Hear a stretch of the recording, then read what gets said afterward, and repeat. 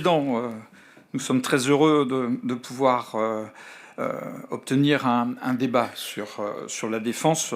Nous l'avions demandé à plusieurs reprises, mon collègue Patrick Jarry aussi, et je pense que c'est une nécessité aujourd'hui dans notre département. Vous avez exprimé votre satisfaction à la lecture de ce rapport de la Cour des comptes.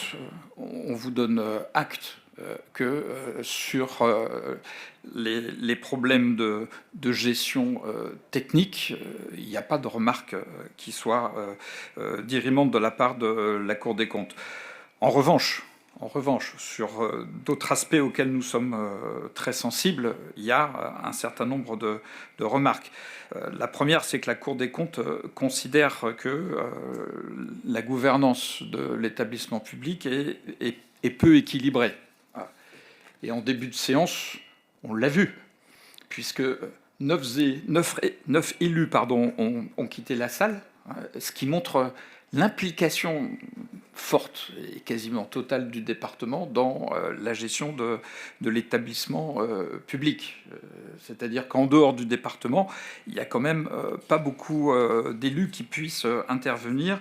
Je sais, parce que vous allez me le dire, que Paris et Nanterre ont refusé de participer au financement de l'établissement et qu'à ce titre, ils n'ont pas tout à fait le droit au chapitre.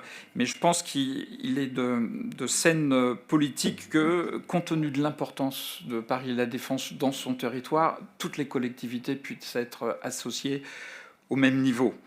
Il ne faut pas que nous reproduisions un modèle de relation entre un territoire et son environnement, et je pense que là-dessus on va se retrouver, auquel nous sommes en opposition, et je pense à Paris, à la relation de Paris et ses communes limitrophes. Paris prend un certain nombre de décisions contre et parfois sans l'avis des communes limitrophes en matière d'environnement, de circulation. Et dans cette assemblée, nous avons toujours apporté notre soutien à monsieur le maire de Boulogne, à madame la maire de Malakoff, quand des décisions ont été prises par Paris contre l'intérêt des collectivités. Ne reproduisons pas ce fâcheux modèle. Il faut que la défense organise son développement en harmonie avec le développement urbanistique des communes qui l'environnent. Je prends un exemple qui est un exemple précis, qui est bien documenté par ce rapport. Il y a un problème de sous-utilisation des surfaces de la défense qui était dû au Covid, qui tend à se résorber, mais qui fait que dans les communes limitrophes, il y a une augmentation parfois relativement importante des surfaces de bureaux vides. Et donc on a le sentiment que la Défense a compensé ses difficultés par rapport à ce sujet en prenant une part de l'activité de bureau dans les communes limitrophes. Alors, il ne faut pas que le retour à l'équilibre, à un certain équilibre de la Défense, se fasse aux dépens des communes. Donc il faut absolument retravailler sur toute la trame urbanistique et sur la relation entre Paris et la Défense. Je pense que c'est quelque chose de tout à fait déterminant. Bon, vous l'avez dit, au Sénat est passé un amendement pour donner un caractère très dérogatoire à ce qui se passe sur la Défense. Le hasard a fait que je présidais la séance et que je ne participais pas au vote, donc vous ne pourrez pas me dire si j'ai voté pour ou contre. En tant que président de séance, je n'ai pas participé. Mais peut-être qu'on aurait pu en discuter ici aussi. Ça implique la totalité des Hauts-de-Seine, et je crois que sur un régime dérogatoire qui demande de voter une loi, un amendement dans une loi sur laquelle on peut avoir des appréciations différentes, je pense qu'on aurait pu avoir un débat public, ça aurait été une très bonne chose.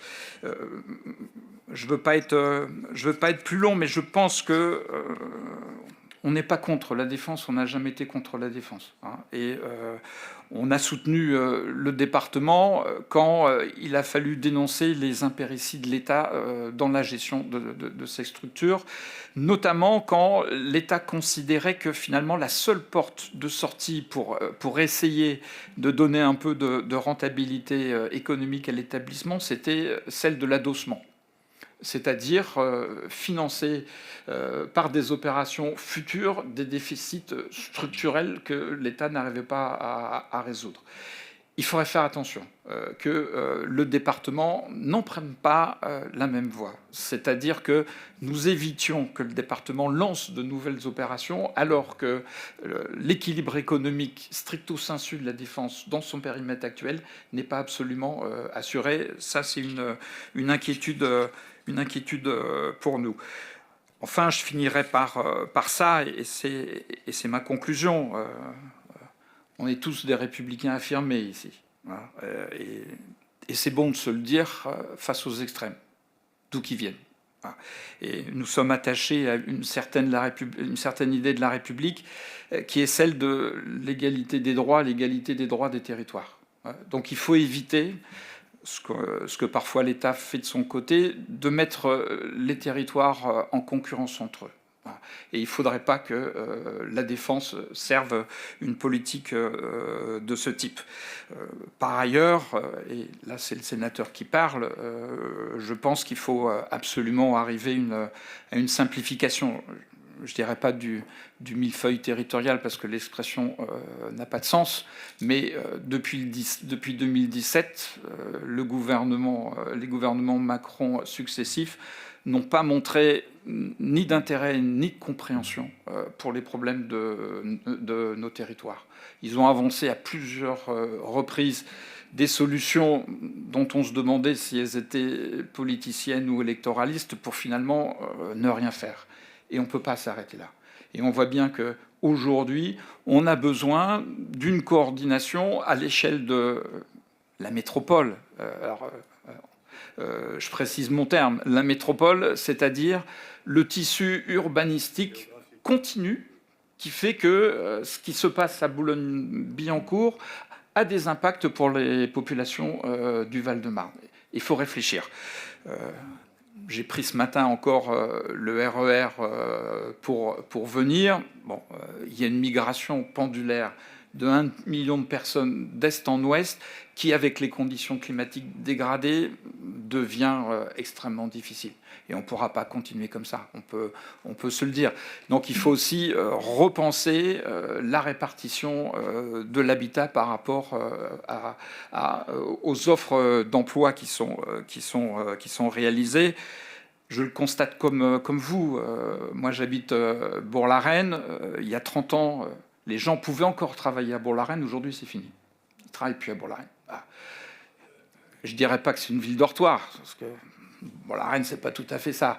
Mais il y a l'obligation pour les régina-burgiens aujourd'hui de se déplacer systématiquement quand ils veulent travailler. Je pense qu'on a loupé quelque chose. Et qu'il faudrait réinstaller dans la proximité avec les habitants des capacités de travail. Parce qu'on ne pourra pas continuer à accroître, comme on le fait, la capacité de transport. Merci, Monsieur le Président.